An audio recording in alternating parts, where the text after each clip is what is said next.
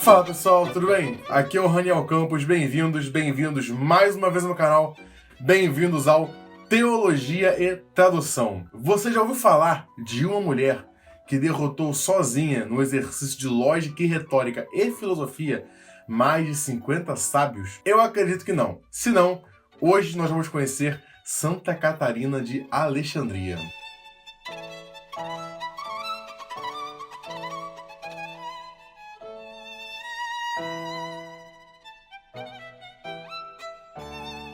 Pessoal, como já é de costume, vocês sabem, eu peço que você deixe seu like, seu comentário, seu compartilhamento.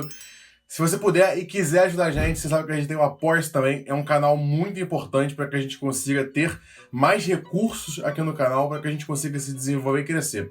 A gente vem crescendo num ritmo muito legal, eu sou muito grato a Deus por isso, mas você pode ajudar mais. Segue a gente no Facebook, segue a gente no Instagram, a gente está no TikTok também, produzindo alguns conteúdos bem legais, então eu recomendo bastante que você esteja conosco.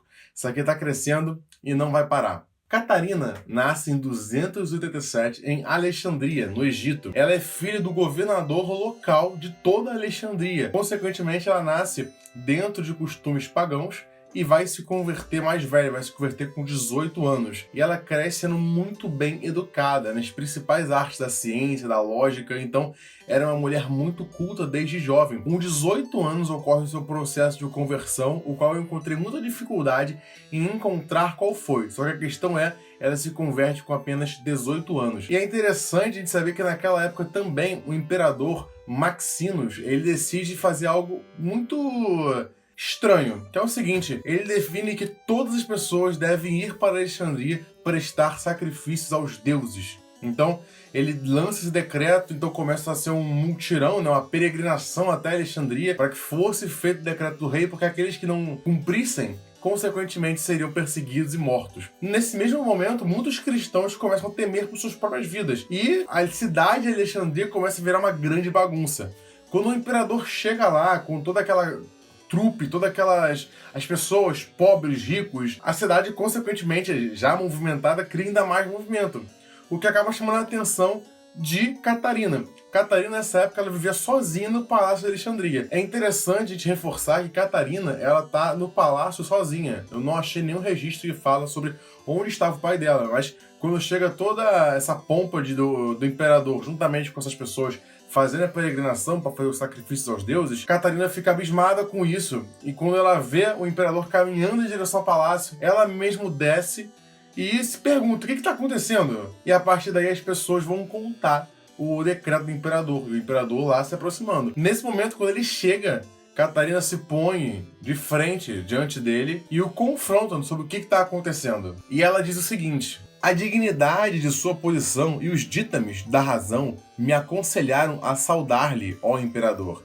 se reconhecer o Criador dos céus e renunciar à adoração de falsos deuses.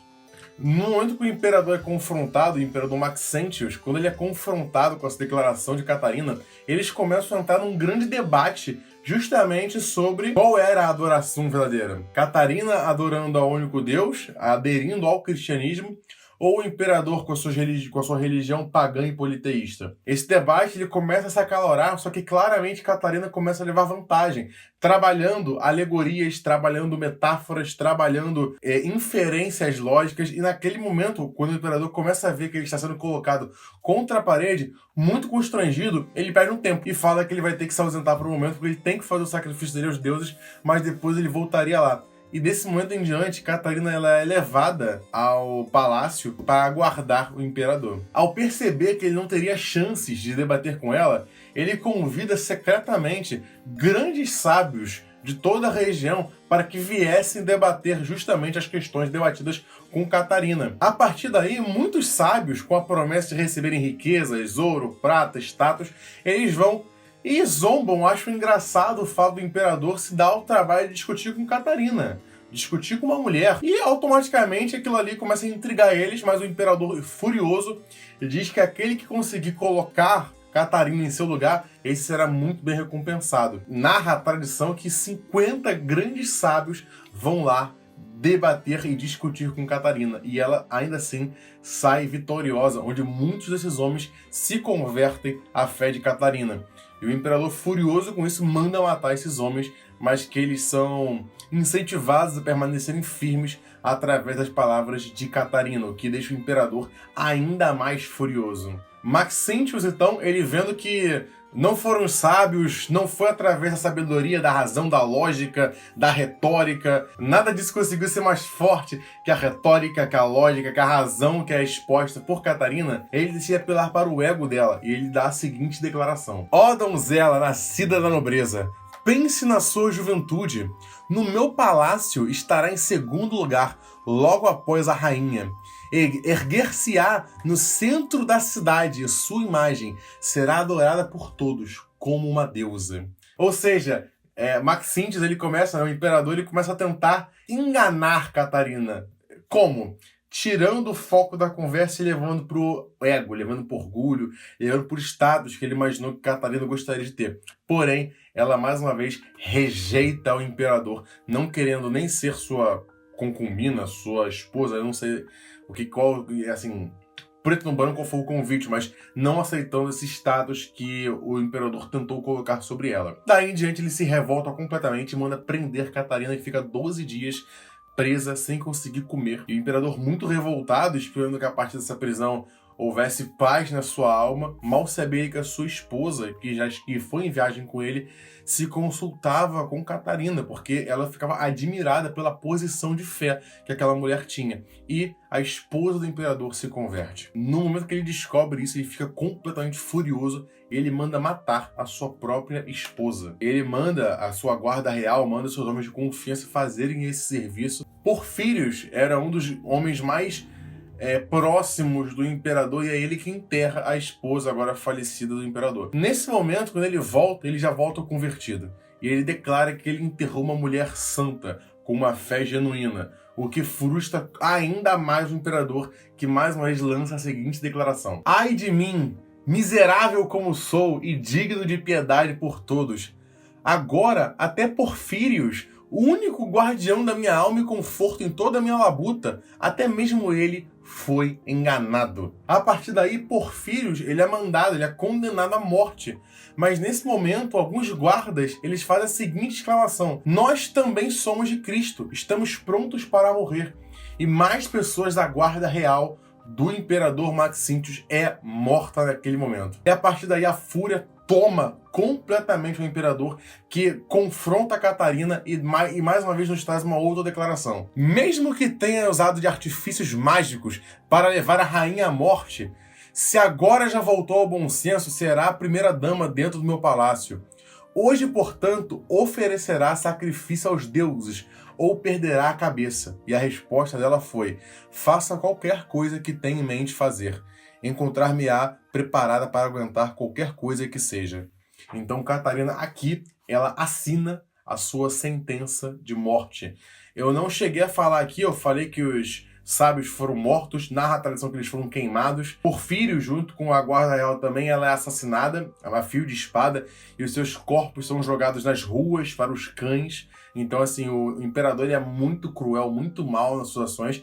E eu não posso nem sequer narrar aqui o que acontece com a esposa dele, porque há uma violência muito grande, não só com o corpo de sua esposa, mas também com o processo de pós-morte. Então, assim, ele é muito cruel, o que eu posso dizer é isso, ele é muito mal com o que ele faz com a própria esposa. E ele ainda acusa a Catarina de ter sido a causadora daquela situação toda.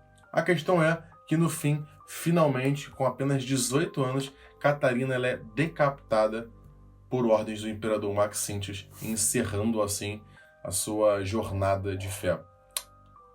Catarina é uma mulher fora da curva, não só por se posicionar diante do imperador, mas diferentemente de outras mulheres que também têm uma história maravilhosa, grandes mães, com grandes testemunhos, ela era uma mulher genial, uma mulher fora da curva que, através de conhecimentos da ciência, da lógica, da retórica, com conhecimento das escrituras sagradas, da encarnação do verbo, ela consegue não só se posicionar com o imperador, mas com sábios e converter todas aquelas pessoas que estavam ao seu redor. Então, com certeza, uma história de uma mulher extraordinária, não à toa, ela é muito, muito, muito, muito respeitada em todas as tradições da igreja até os dias de hoje. Ela tem uma festa em celebração justamente à vida de Santa Catarina de Alexandria pelo seu testemunho formidável. Uma informação que eu acho que vale a pena colocar aqui é que mais tarde o imperador Maxíntio seria muito bem punido pelo que ele havia feito, não só com seus súditos, mas com as pessoas que foram cruelmente mortas por ele. Pessoal, é isso. Que mulher extraordinária, né? Que Catarina de Alexandria seja um exemplo para todas as mulheres, que nós, homens, também olhemos a vida de Catarina e reconhecemos a sua coragem e ousadia, que é mais uma mulher que possa ser um exemplo para todos nós. Eu espero de coração que vocês tenham gostado. Deixa o feedback aqui se você gostou ou não gostou. Curte, comenta, compartilha, acompanha a gente, ajuda a gente. Isso me ajuda demais, demais, demais. Isso me faz muito feliz. Eu amo fazer aqui o Santo Miojo, eu amo ter esse tempo de qualidade com vocês. Então, peço que vocês demonstrem de volta com o seu like, com o seu comentário. Vocês não fazem noção, vocês não têm noção de como isso me alegra, tá bom? Então, espero que vocês tenham gostado mais uma vez e fiquem com Deus.